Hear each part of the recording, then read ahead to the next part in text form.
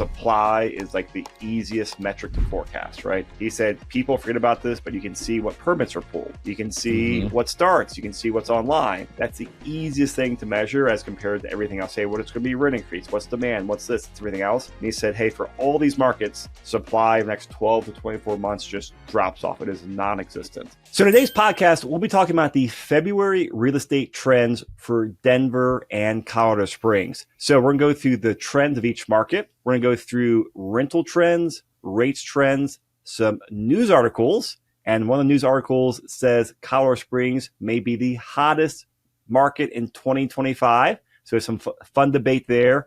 And we'll wrap up with a couple of deals at the end on what we're seeing in the marketplace in Q1 of 2025. But as usual, I am joined by my panelists. I got Jenny Bayless in Colorado Springs. Good morning, Jenny. Good morning. And up here in the studio in person, I got Troy, Jeff, and Brandon. How are you guys? Good, Chris. Fantastic. Good morning. I love it. All right, so we got lots to talk about today.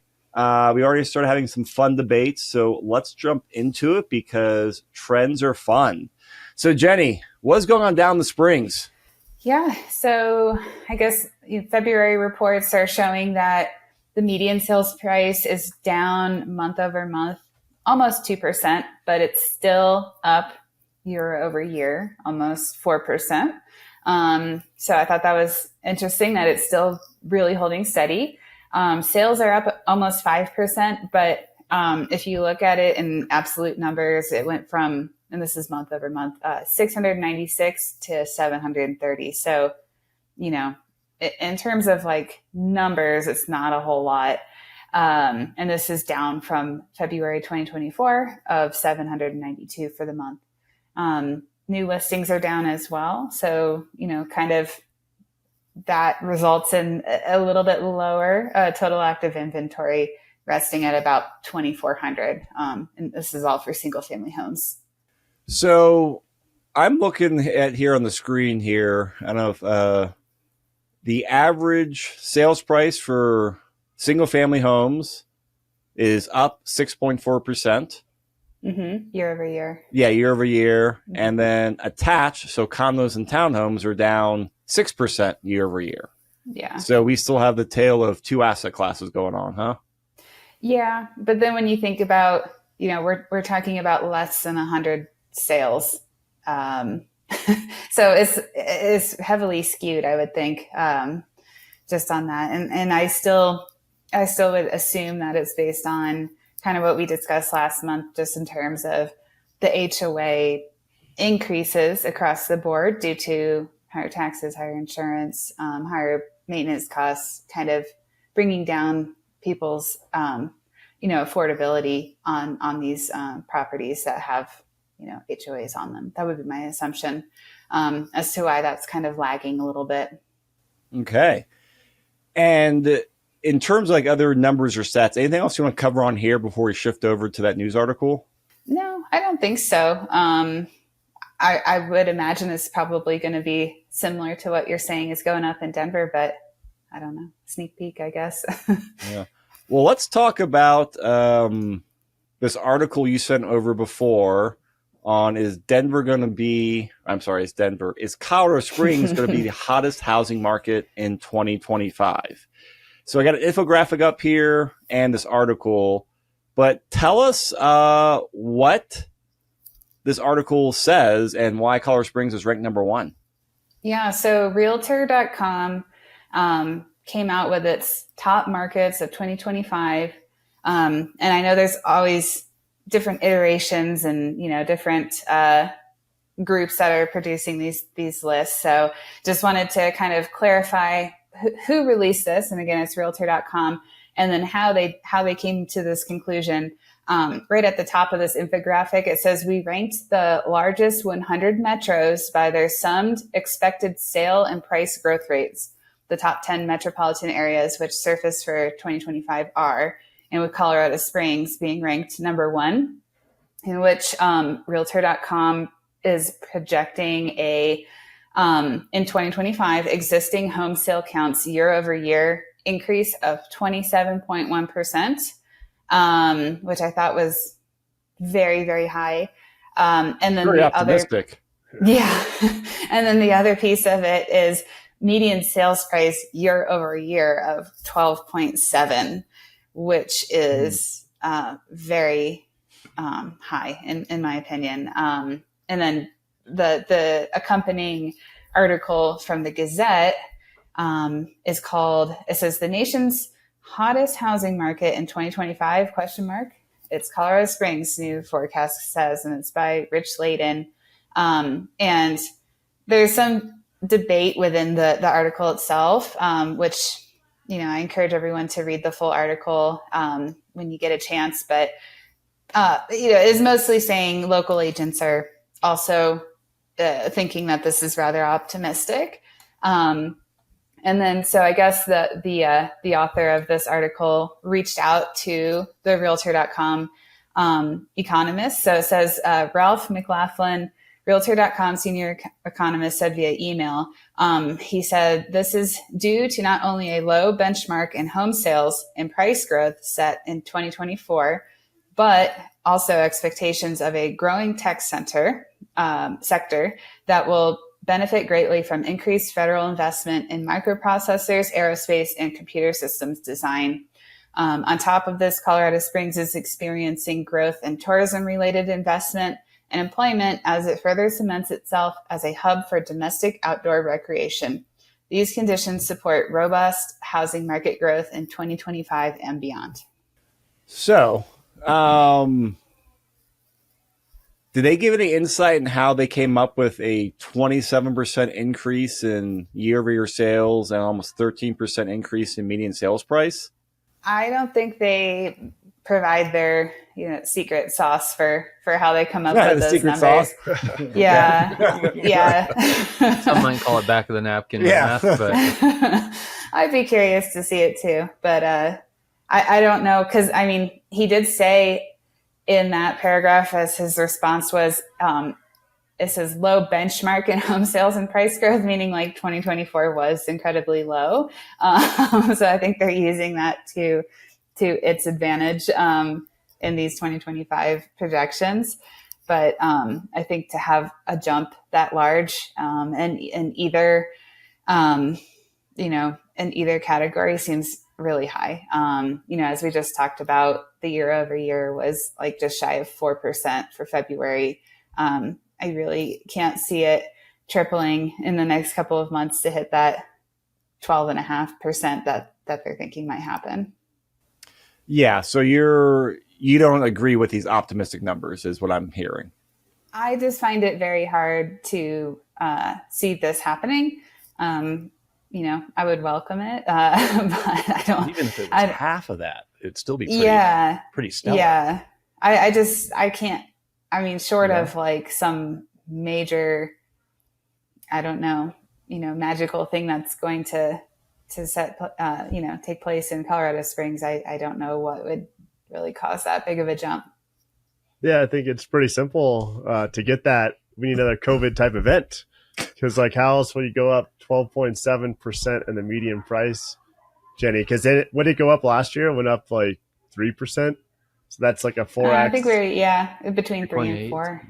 Yeah. That's why I don't see it tripling. Well, yeah, and there, I don't, that quote you were reading from I think the Realtor.com economist, that was all like medium and long-term speculation. Oh, tech is growing. Okay, if a tech company moves this year, they're not going to have a big impact in the rental market this year. Right. The housing market this year, if any. Like all that stuff is like, I agree with it, but like, that's like a 5 or 10 year type. The other thing he said, an increase in kind of government spending on defense or something. So like how quickly does a move there start? Trickle down. Yeah.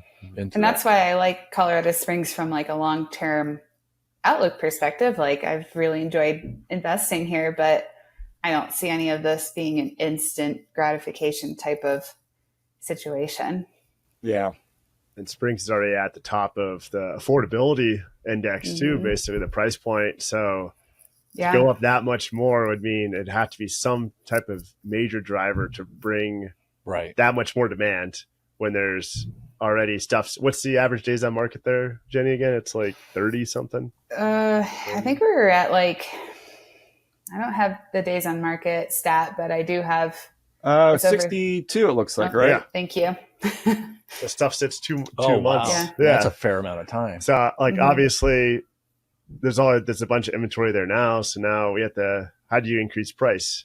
You have to increase demand or decrease supply, and there's still a ton of supply out there. And it's up from last year. So on the market. And Jenny, the more interesting one would be to see 2024 Realtor.com to see what the market rankings were and the actual reality. I don't recall seeing them on anything. I don't recall seeing Colorado Springs on any of those lists last year, but who knows?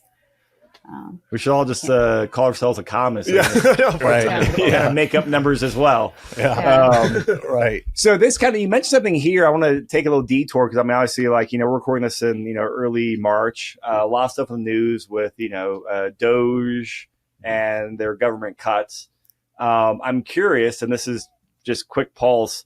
Do you guys think like any of the government cuts they'll be having will have any impact on the housing market in Springs or in Denver? Because I did not know this, but that big federal facility in Lakewood, I guess that's the second biggest federal like land holding in one area outside of Washington D.C. or some rank like that. It surprised me. I knew it was big, but I did not know it was that big. I'm curious if you guys have any thoughts or insights, or if you have any clients that are caught up in the transition, or unfortunate if they're getting fired or anything like that. Any thoughts on? The only other thing I saw was an article on they canceled some commercial leases related to. So one of them was they kind of had to like back end figuring out who the tenant was, but it was in one of the downtown office buildings, and they think it's HUD. So they're shutting down an office there that was like a $2.9 million annual lease. So HUD's not even sure if they own that lease? Is that what you're saying? No, whoever wrote the article. That's impressive for a real estate. Yeah. Whoever wrote the article, there was just like, they had to do some digging to kind of come into like, what lease is it that's terminating here? But yeah, that was one of maybe 8 that they found or something. So these are significant, hundreds of thousands of square feet occupied. So there could be a little trickle down, and obviously the downtown office market is... increasing that supply.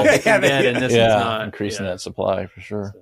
I think DC would be a market to not buy in right now, because I imagine that's going to see more of the impact just because Chris's hometown over there. Yeah, I was actually thinking about this. I did some quick headline reading on that the other day, and essentially there's been a huge spike in listings out there. Beyond that, and again in the details, so I think DC metro area will definitely have a lot of pain. I'm curious to see how that works out, but I'm also curious just how like it impacts, our markets or other markets out there locally as well. So you don't think it'll have any big impact on Colorado Springs, Jenny? I do. You do? Mm-hmm. Yeah. I mean, if anything, I don't have enough information to speak to, the specifics of it, but just from a sentiment standpoint, I think a lot of people are getting nervous just due to the uncertainty. So, there's people that are military, a lot of government agencies down here, and government contractors are just really not knowing what's next. So yeah, I think that puts a lot of people in a position where they want to just kind of, be more safe with everything. Have you seen anything, Troy, from like all of your clients from the lending world? Because I mean, you have a different perspective than we do, right? Have you seen anyone like pull back or get caught in? Not at this point, not to this point in time, but I think, and we'll talk about it maybe a little bit later when we do some of the information on rates and stuff. But I think there's definitely higher unemployment coming down the pike, in that, from our world standpoint, is helpful because that helps interest rates. Yeah, because if unemployment goes up, rates usually go down, right? Exactly. So, and if we see some bumps in the rates, that could have that nice effect to help these rates get better, and you get more activity in the real estate market for sure. Yeah, and I agree with your guys' sentiment. I think too, Brandon, you're saying office. I think that's going to have the biggest impact, and that's office is what it is right now. There's a lot of uncertainty just with those kind of commercial tenants, right? With the tariffs and stuff. It's just a little bit of like, let's, like Jenny said, like just kind of hesitant to make big moves or sign leases or buy buildings or things when there's just a lot up in the air for some of these guys. Yeah. What I kind of last thing on this I found interesting is, a lot of times the government office tenants are usually like, quote unquote, the safest and longest term. And it was saying a lot of these leases were basically on like a year to year. It was like, oh, it's a government. They're not going to cancel. We're not worried about that. Well, now the government's canceling. So I'm curious what type of additional impact that'll have on the office sector. So probably just more downward pressure. Yep. Cool. Let's move over to the Denver trends here. Oh, could I tag on a question real quick? Oh yeah, go ahead. This is mostly probably up Jeff's alley. Have you heard anything in terms of your housing authority tenants? Like, have you gotten any guidance on that? Yeah, so far that's what I was worried about too. And they, at least the ones locally here, I can't speak on Springs, but on Denver and Aurora, they've been fine, steady, still getting payments, no delays, nothing like that. And I guess we'll see, because they obviously get paid from HUD. So if HUD gets cut in half or they reduce the program or put restrictions on it, then that's, I guess, to be determined. But the only thing I see really is Section 8, because it's like one of those entitlement programs that's been around, like they don't want to probably put 5 million people in homelessness. So I don't see them cutting Section 8 in the sense of like, oh yeah, Section 8 is going to end in a year from now. I could see them doing like a time limit saying, okay, you could be you have a voucher for 5 years or 10 years. And then you can't keep it forever. Or maybe they ramp up enforcement, like towards the, like, is anybody illegal in the property or that kind of thing. I could see that kind of sentiment where they're really trying to like target, and Denver's kind of falling on the wrong side of that with Denver's where they're like, how do we penalize these guys for harboring illegal immigrants? And all a little bit in the spotlight there. So that's where I could see them, or doing like a work requirement if they can work. So like you have to do 10 hours a week or something. But I don't see them cutting the program or like saying, they might say like no more new vouchers. They'll say like, this is it. But that's what I guess we'll see with HUD and all that. But yeah, no issues yet, Jenny, from any payments or questionable things of like they make an announcement like, oh yeah, the HUD's cutting this, so we won't be able to pay you guys for another month or something like that. We're going to go into reserves. There was hysteria for a minute when they initially did the federal funding freeze in my world of people thinking that might mean they just aren't going to pay out rents. But it seems like they're going to honor all those contracts and stuff. I think it's more of a long-term, like, are they going to scale back the program? Or, some modifications to it I could see happening. Are you hearing anything down the Springs or seeing anything, Jenny? No, I only have one tenant that's using the voucher program, and I just attended the inspection last week, and we just got approved yesterday. So no news is good news on, I guess, from a negative perspective on that. But yeah, it was just business as usual with them. Interestingly, though, they did contract out the housing authority admin section to it. So the people that are actually processing the payments and the approvals are not related to Colorado Springs City Housing Authority anymore. So I thought that was interesting. All right, so moving on to Denver trends here. I got the DMAR market trends pulled up on here. So active listings in February or end of February was 8,554. January was 7,688. So month over month, up about 11%. Year over year, up about 55%. And one of the things I was reading through the commentary on here that stood out to me is the report said the increase in active listings from January to February this year was the third largest percentage increase on record at 11%. So I didn't think 11% was that big of a jump, but apparently it was the third on record. And then going down here to the graph to give some perspectives on here. So, here's the active listings going back. You can see the green line is both attached and detached, and you can see the spikes inventory and then winter and then spring season coming on here. So, the patterns look the same where we have the troughs in there and things are growing, but inventory is definitely building. But the other thing this report went on to say is that the average number of active listings from 1985 to 2024 is 12,500. The record high being 25,000 in 2006, the record low being in 2022 at 1,200. So we're at 8,500 right now. So we are still below the historic long-term average number of listings, which I find interesting. Now, if you guys got any thoughts on there, it doesn't feel like it we're below. At least it doesn't feel like it to me that we're below, still the average way the market is. But I'm curious if you guys got any feelings or insight into that. I kind of feel the same way as you do, Chris, as far as it doesn't feel like we're below average. It feels like it's slow right now. I think it's because also we probably have what they call like recency bias from, the COVID years. And how even many of us before were in then. this business in 1985 to have that burned in our memory is. Nope. So this average is going way further back than I don't have that many gray hairs yet. Yeah. So there's that active inventory on there. So I think the big increase year over year, that's what we saw last year, starting in I think May or June, we saw that big jump up. So that's kind of the story we're seeing on here. But then looking at, prices, now look at these on average from attached versus detached. So our average price point for detached year over year is about 3.9%. Median's about 2.5% for detached single family homes. Those are increases, right? Yeah, those are increasing. Yeah. And I was surprised on here, at least for the attached year over year, we're up about 1% on median, on average, and average price points as well. Which I'm curious to dig in here more. Maybe that's just January to January, because I feel like overall, condo prices are down.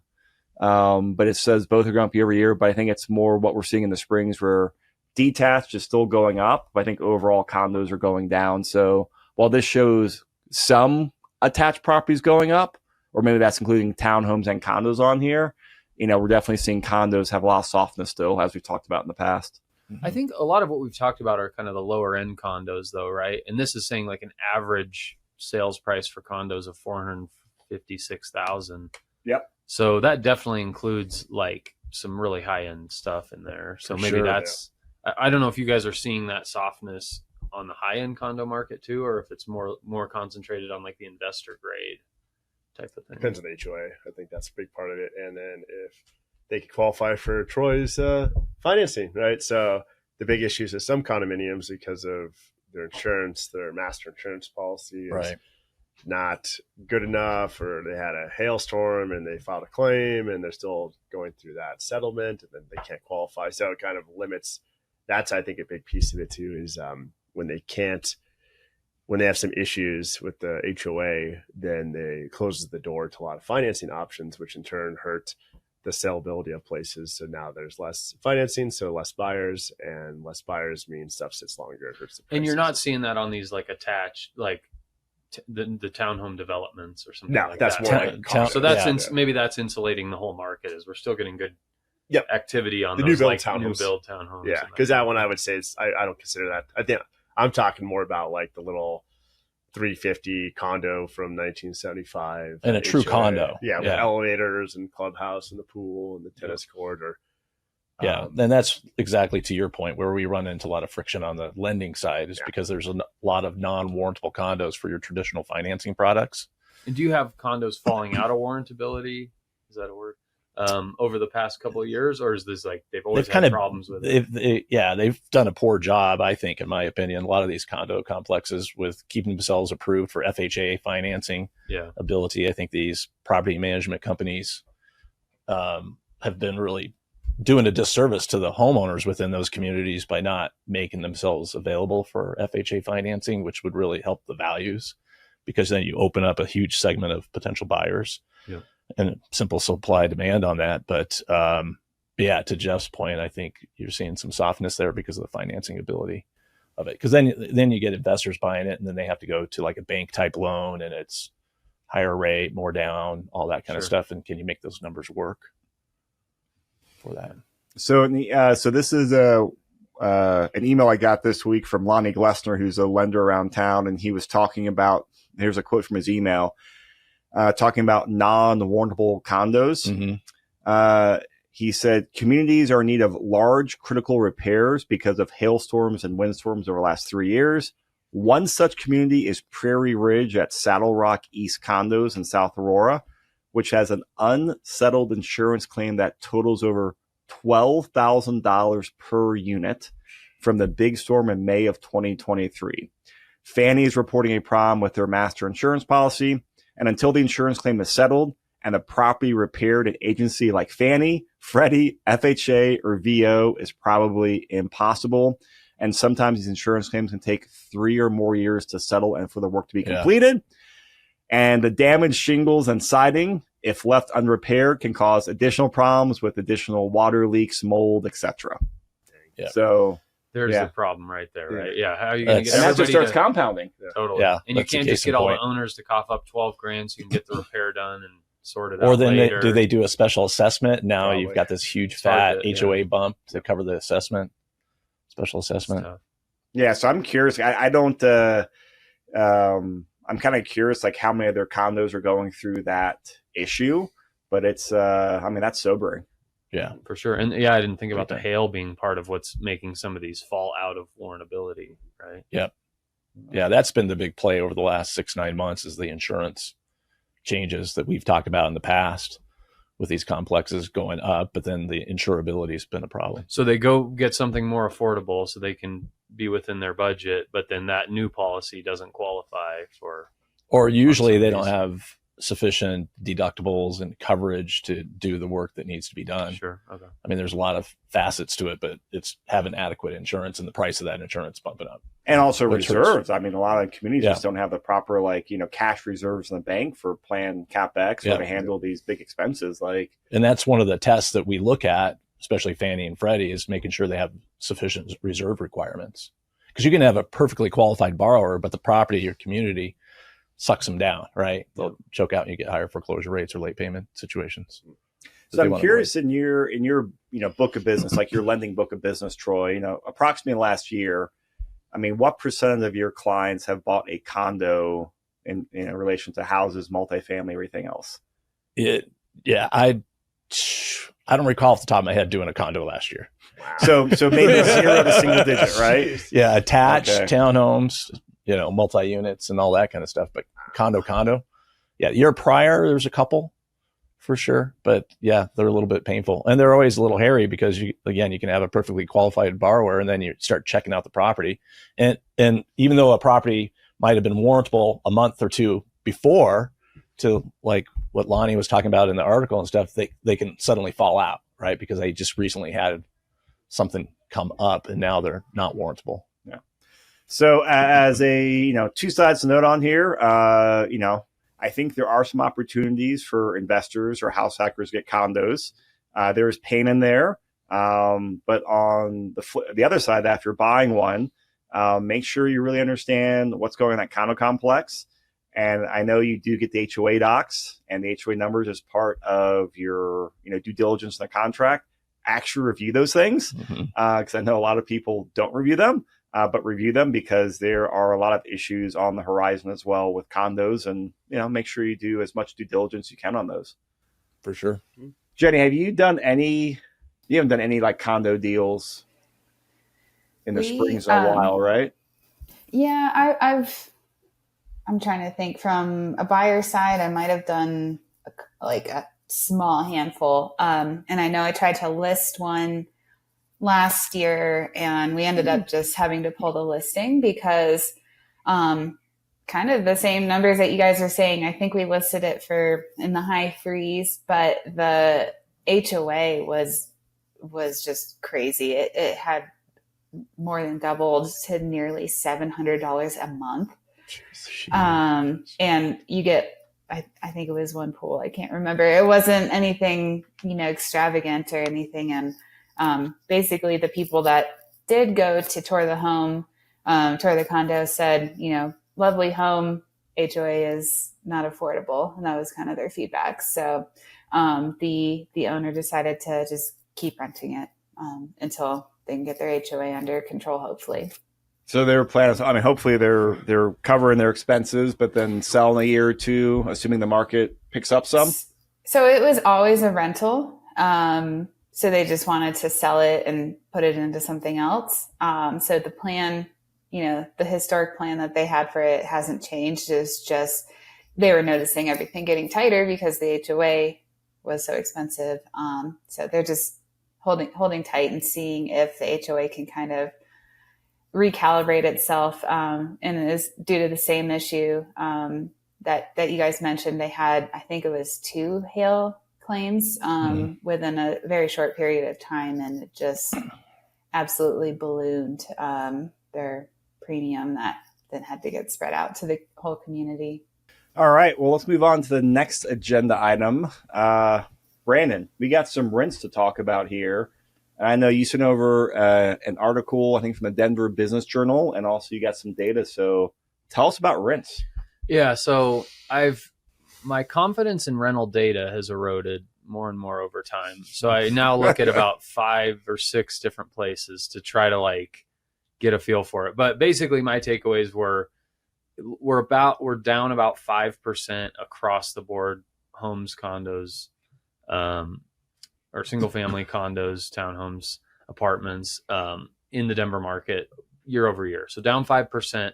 Now, as you start to break out the different segmentation there of studio, 1 bedroom, 2 bedroom, 3 bedroom, everyone, as far as I could tell, was down, some more than others.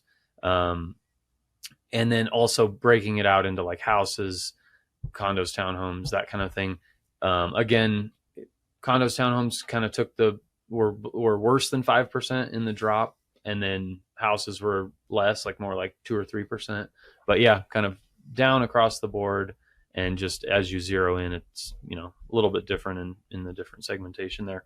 So yeah, I sent this article this was the headline: Denver leads the U.S. in apartment rent decline, Zillow finds. So this was one of those, as you read it, it's kind of okay, we're just zooming way, way in on the graph to get a headline kind of thing. It was just month over month change, and we saw a 0.4% decline, but that's enough to lead the nation, I guess. Well, that's enough for a headline, right? Right, exactly. Totally. There's the key. So a headline came from a 0.4 decrease in recent month-over-month data. Yep. December to January, we were 0.4% down, and that was the worst in the nation. And obviously seasonality was part of that, right? December and January. Yeah, though there should be seasonality everywhere, I guess. Yeah. So, yeah, but... I mean, it's a lot less of an issue in Florida and Texas than it is in Denver. Sure. Yeah, that's fair. The one thing, though, that from this article that I thought was fascinating was they have a way to track concessions offered. What percentage of properties offered, apartments, houses, whatever, offer a concession. And so Denver had the highest increase over the past 12 months. So it was a 20% increase. We're up to 67% of listings in Denver offering some kind of concession, which again was, so that was the highest increase across the nation over the past 12 months. But that blew me away. So 2/3 of all of our inventory here is offering some kind of $500 off or a month free or something of that nature. At Key Renter, I mean, are you guys offering concessions or more concessions on we your do properties? A little bit, but this is again where it's sometimes it's just hard to compete with the big Wall Street money that owns an apartment. They have kind of a different just a different set of motivators here. So they want to get leased up at these high rates to kind of hit a pro forma, and then a lot of times they're trading these buildings off. A lot of our clients, they want to maximize cash flow. So they're kind of weighing, they'd rather lower the rent a little bit than have if they offer a month or two free, plus it's sat vacant for a little bit, they're going to have to pay their mortgage for 2 or 3 months without anything coming in. So they'd rather just drop the rent a little bit and smooth that out. So. Yeah, I think the Class A is different. I think a part of this story too is the Class A, right? Yeah, so that's Class what I was A, thinking too. If they're trying to get that pro forma rent of $2,200 for 1 bedrooms, that's a whole different game than the majority of your clients. They're not in the Class A space, so they could offer, first month's off free because they have to hit $2,200. and then they go trade the building and sell it a year from now when it's 95% occupied. Exactly. So that's their goal. So they can do those little creative things and and again, push people to get there. To your point, like we had, 19,000 and change new apartments hit the market in 2024, which was the highest ever in Denver. And these are all Class A, right? They're not building anything else. So it's just like, that's what's going on in the market right now. Yeah. And that's where they get those incentives in there to get that, like you're talking, getting the building coming. It's all coming online. So you want to try to pull in as much as you can. Yeah. I mean, I've got one right by my office on the north side of the tech center that is just finishing out that I'm sure they're going to start leasing out. It'll be interesting to see what kind of incentives they put in there. Yeah. Couple months free rent. That's my prediction. Plus being brand new, Troy, and you can be walking to work. I could literally walk there. I have to go outside a little bit though. I could sneak through the parking garage though. Can't let sunlight touch you, huh? Right. Yeah, I think that's all just part of the Class A ripple effect. I mean, hey, if the nicest units are offering concessions and people can, trade up and get a nicer unit for the same price or a bit more money, and then that causes, B to go to A, C to go to B, and so on. So I was at the Best Ever conference, which is a big multifamily conference last week, and they had Uncommons come present there. And it was just, he actually did a great job. And Denver got mentioned a few times just because, we're one of the outlying markets. But overall, he said Denver, a lot of other markets, and just nationwide, what he really emphasized is supply is like the easiest metric to forecast, right? He said people forget about this, but you can see what permits are pulled. You can see what starts. You can see what's online. That's the easiest thing to measure as compared to everything else. Say, what it's going to be rent increase, what's demand, what's this, it's everything else. And he said, hey, for all these markets, supply in the next 12 to 24 months just drops off. It is non-existent. And the high level was we're at the highest, supply coming online a lot of times since like the 80s or 70s. But demand is still very above average strong and is still very healthy. And he said, hey, so the next year-ish or so is still going to be, hurt as a property owner, as a landlord in terms of like pricing and rents. But he said after that, things are looking, like, hey, we have no supply coming online, which y'all know what that does to prices and rents. So I think it's going to be more of the same this year. Yeah.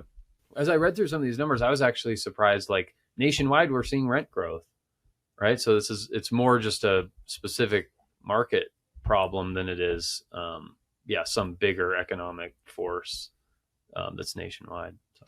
What I'm waiting for is with these rent declines we're having, when that's going to show up in the PCI or my gosh, the CPI. Thank you.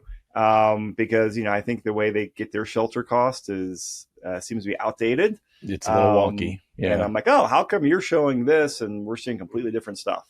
Yeah. So I'm wondering if that will actually have an impact on the inflation data they're looking at. So there's one other article I want to go on here before we wrap things up. And this was another article that you had sent over, Brandon. So Shea Properties got $29 million in bonds approved for an office to affordable housing conversion project. Can you tell us about this, or want me to read a few of the headlines off here? Yeah, I can talk about it. It's just something we've been kind of watching, and everybody's wondered with how soft the office market is. Is there ever a chance to turn some of these office buildings into residential where, big picture, again, there's kind of a shortage of supply, and especially affordable supply, right? So this is just the first that we're seeing one that actually is breaking ground, moving forward, getting funded.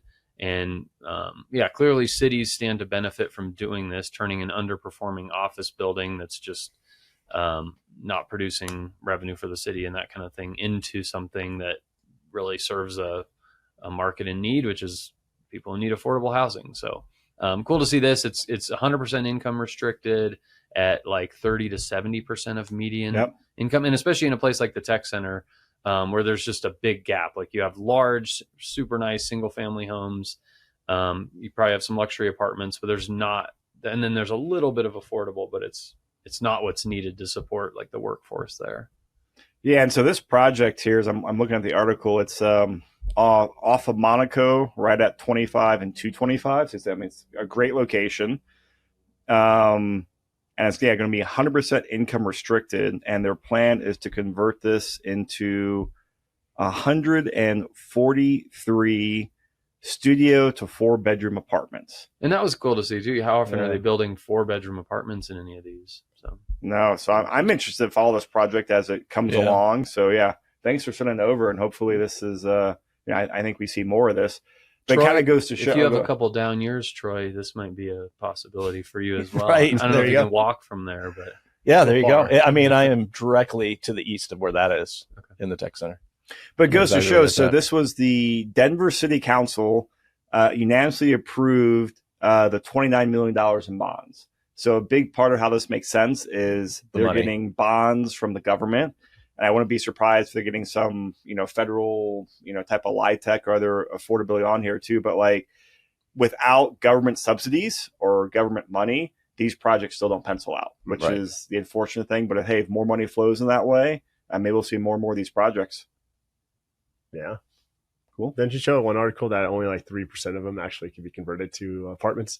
Yeah. Because a lot of them that's just been don't what work. the studies say of it. It's tough. Yeah. So it depends on which one. So that's cool though. I like it, repurposing it. Yeah. All right. We got a few minutes left here. Jeff, I know you've closed a few multifamilies here the last little bit with Troy. Yeah. Give us a rundown what you're seeing in the market. Yeah, so still a great time for concessions. Speaking of concessions, so some different ways to help buyers out. So 2 4-plexes closed last about a month and a half ago, 2 months ago. Yeah, about 4 weeks ago. 4 weeks ago. Oh, yeah, and maybe basically, 3.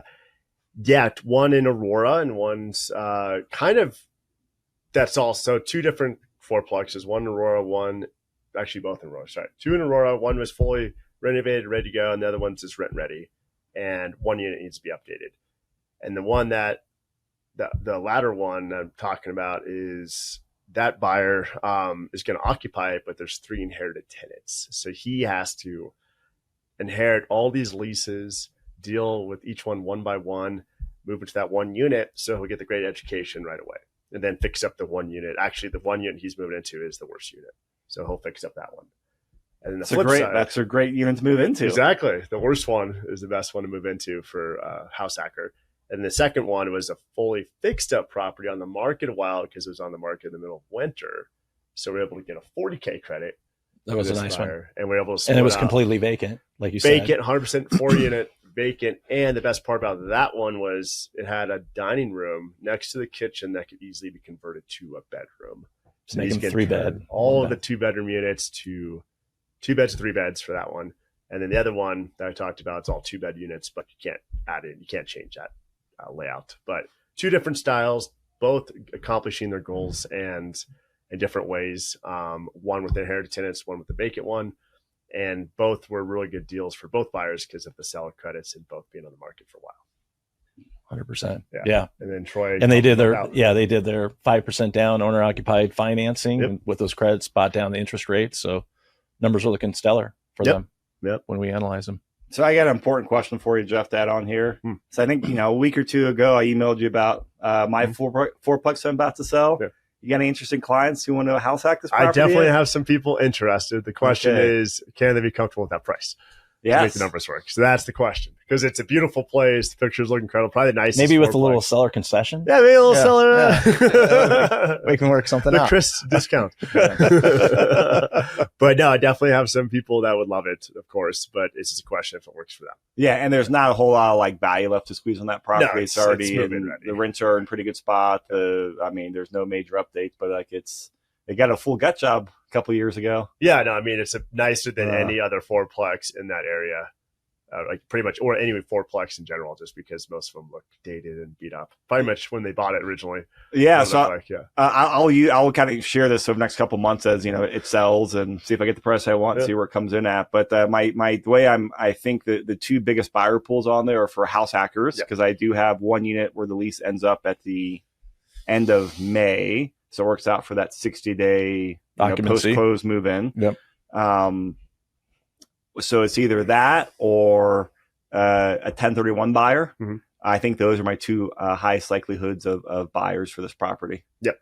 because it has both options available Yeah. for both. Yeah. And it's beautiful. And I my gut says probably a 1031 buyer just because it's more of like a turnkey asset. And that's a lot of times what, a lot of 1031 buyers want. Yeah. But I'm kind of curious to see where the chips fall. Yeah. And also ultimately what price I get for it. Exactly. Right? Exactly. No, it's one of the nicest fourplex I've ever seen. Definitely fully renovated. They did a great job with it and doesn't need anything. It's like the pretty much nicest fourplex out there. And they did all the big ticket items. So for a buyer that just wants something ready to go, whether it's a 1031 or house hacker or just a traditional investor that isn't 1031, it works for all those boxes. Yeah. Let's make it happen. Right. Let's do it. Let's do it. Yeah. For everybody. Everybody's sake. I would love to do it. Yeah. Time to move the equity somewhere else. Yeah. I've had the property for like 7 years, 6 or 7 years. Don't tell me it's now. a 3% mortgage on that thing. Huh? Don't tell me it's a 3%. It's 3.5. It's 3.5%. Yeah, I'll let you slide on that one because anything under 3, it's a little tough. So I'll actually go through the numbers with you guys on the next podcast. But my problem here is it's just I got a $500,000 sitting in there. Like you want to redeploy. It's my opportunity cost on Yeah, it. you want to no redeploy. rate makes sense. Yeah. Right. But we've had fun debates on Yes. here. And in 10 years, we'll know who's right. What were you saying, Jenny? I said, what are you planning to do with it?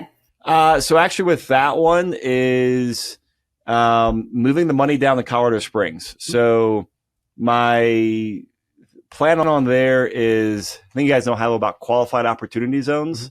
So they were part of the 2017, Trump tax cuts. And I was really excited about when they came out, and then they were too complex and too confusing. And so I never did anything with it. But there are some deals in Colorado Springs that are qualified opportunity zones, and they're like downtown Colorado Springs. So, great long-term areas we talked about in the podcast. So I want to sell that, invest in there because it's development projects. So there's value to be created. Go in there and create some value.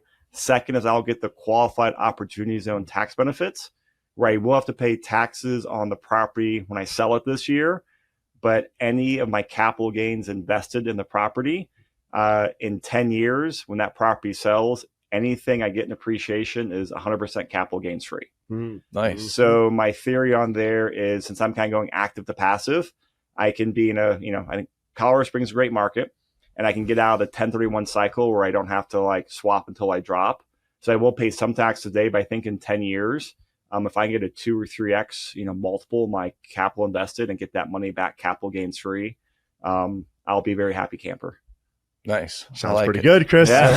But I'm giving up a 3.5% interest rate, Jeff. I know that breaks my heart still. You're the only one, Chris. You had to poke him with that again, right? I'm not the only one. There's other people. Yeah. Well, I haven't met these other people. These hypothetical people. So do you guys think I'm crazy for selling the 3.5%? I know your answer, Jeff. Yes. I don't think it's crazy at all. Yeah. Good. No, I think you run your numbers on what you got now and what that numbers look like, and that beats it. Good. It's crazy for me, but I agree. But I understand. Your strategy's different, right? We all have our personal investing strategies, and that is correct for you, is different for other people. I think there's a software you can run scenarios. Yeah. What's it? Might be a good piece of software for that, right? My other theory on there, too, is I'm looking ahead and I've got the 7, 5, and 1 in kids. So I'm paying 10, 15 years, college and weddings, all that stuff. And if I can redeploy this, get, on the high side, $1 million plus back tax free. Again, I would love to get a 7-figure payday one day. And then also get that tax free and have a lot of capital to go reinvest some and start paying for colleges. That's kind of part of my planning on there as well. Yeah. I just think it's cool that you have that kind of to play with, right? Yeah. What a good position to be in, that you can figure out how you want to deploy that money. Cool. Well, we'll know in 10 years how it works out, right? We'll see.